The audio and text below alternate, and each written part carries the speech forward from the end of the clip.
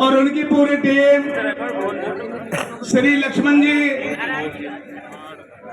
और उनके पूरे संगठन को बधाई देना चाहता हूं कि जिन्होंने जोधपुर की धरती पर इतना बड़ा जन सैलाब इकट्ठा करने का काम किया। मित्रों, क्योंकि आज इस मंच पर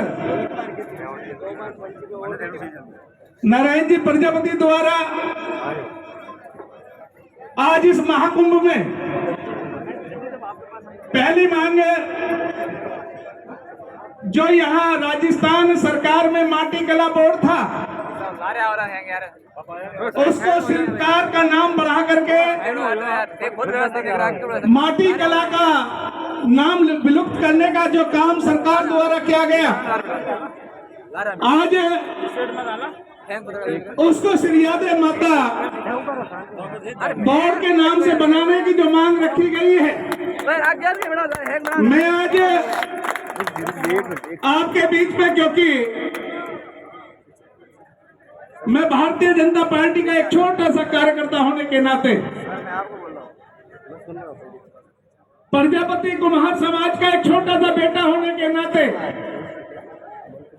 मैं आपके बीच में आया और यहाँ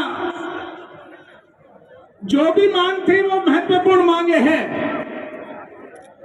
मैं राजस्थान की जनता को यह भरोसा जरूर दिलाना चाहता हूं कि अगर आप लोगों ने श्री नारायण जी के नेतृत्व में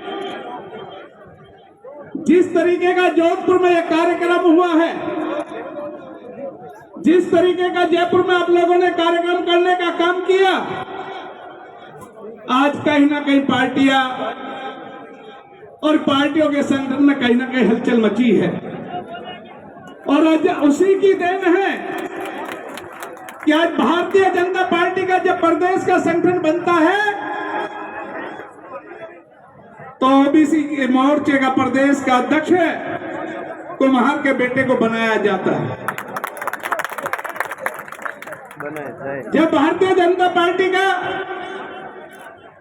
यह प्रदेश का मूल संगठन बनता है तो उसमें प्रदेश की कमेटी में कुम्हार के बेटे को, डॉक्टर महेंद्र को रखने का काम किया जाता है। आज क्योंकि राजस्थान प्रदेश में सरकार हमारी नहीं, और अगर आप लोगों के आशीर्वाद से यहां सत्ता परिवर्तन होने का काम हुआ और अगर यह भारतीय जनता पार्टी की सरकार बनती है तो आपकी जो पहली मांग है श्रीयादे बोर्ड गठन होना चाहिए, इस मांग को लेकर के राष्ट्रीय नेतृत्व के सामने अपनी बात को रखने का काम करेंगे और बताने का काम करेंगे कि अगर राजस्थान के अंदर, राजस्थान की आबादी का लगभग 6% कुम्हार जो सत्ता को परिवर्तन करने की सक्षमता रखता है, अगर वह भारतीय जनता पार्टी ने इन मांगों पर ध्यान नहीं देने का काम किया तो वहां सत्ता परिवर्तन नहीं हो सकता। अगर आप सत्ता परिवर्तन चाहते हैं तो आपको ये बातें मांगनी पड़ेगी। दूसरा, अभी श्री दौलतराम पेशिया जी ने बात रखी वर्गीकरण की। पेशिया जी, मैं इस मंच के माध्यम से और सभी प्रजापति समाज के बंधुओं से बताना चाहता हूं, क्योंकि मैं उत्तर प्रदेश का रहने वाला हूं। उत्तर प्रदेश में सबसे पहले सामाजिक न्याय समिति गठित की गई थी इसके वर्गीकरण को लेकर के। उस समय उत्तर प्रदेश में भारतीय जनता पार्टी की सरकार, श्री राजनाथ सिंह मुख्यमंत्री थे और बाबू हुकम सिंह गुर्जर मंत्री थे। उनकी अध्यक्षता में एक समिति गठन हुई और उसमें सामाजिक न्याय समिति बनी कि इसका उत्तर प्रदेश में पिछड़े समाज का जो आरक्षण है उसका वर्गीकरण कर दिया जाए, उसको एबीसी कैटेगरी में बांट दिया जाए। और उसके लिए आज देश की सरकार ने भी रोहिणी आयोग का गठन किया। रोहिणी आयोग ने अपनी रिपोर्ट भारत सरकार को सौंप दी और मुझे पूर्ण भरोसा भी है कि भारत सरकार उस तरफ बहुत जल्दी कदम उठाने भी जा रही, बहुत जल्दी इस पर अमल में भी लाया जाएगा। आपका वर्गीकरण की जो मांग है ये भी बहुत जल्दी लागू होने जा रही है, क्योंकि रोहिणी आयोग ने अपनी रिपोर्ट भारत सरकार को सौंपने का काम किया।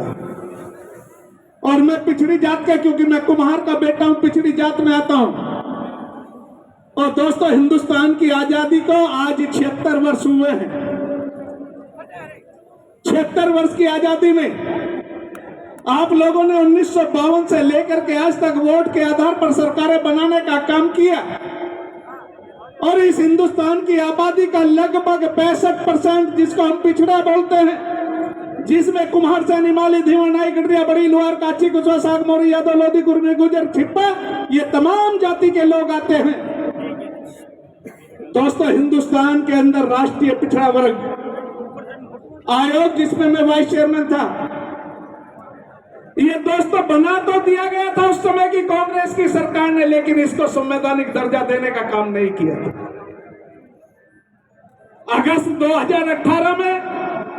इस राष्ट्रीय पिछड़ा वर्ग आयोग को अनुसूचित जाति आयोग की तरह इसको संवैधानिक दर्जा देश के यशस्वी प्रधानमंत्री श्री नरेंद्र मोदी जी ने देकर के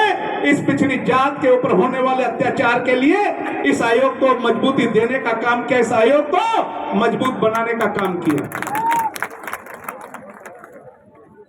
लेकिन दोस्तों, मैं दौलतराम पेशिया जी और श्री नारायण जी के द्वारा,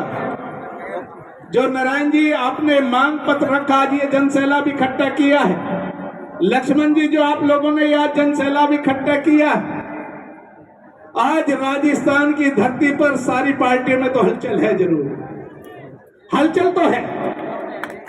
क्योंकि आज मैं जब यहाँ था तो सुबह से लगभग बहुत फोन आ रहे थे मेरे पास भी पार्टी के लोग कि क्या कार्यक्रम है। मैंने कहा लाखों लोग आज इकट्ठा हो रहे हैं।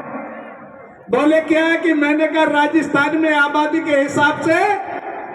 जब ये लोकतंत्र है, प्रजातंत्र है, या वोट के आधार पर जब राजा चुना जाता है,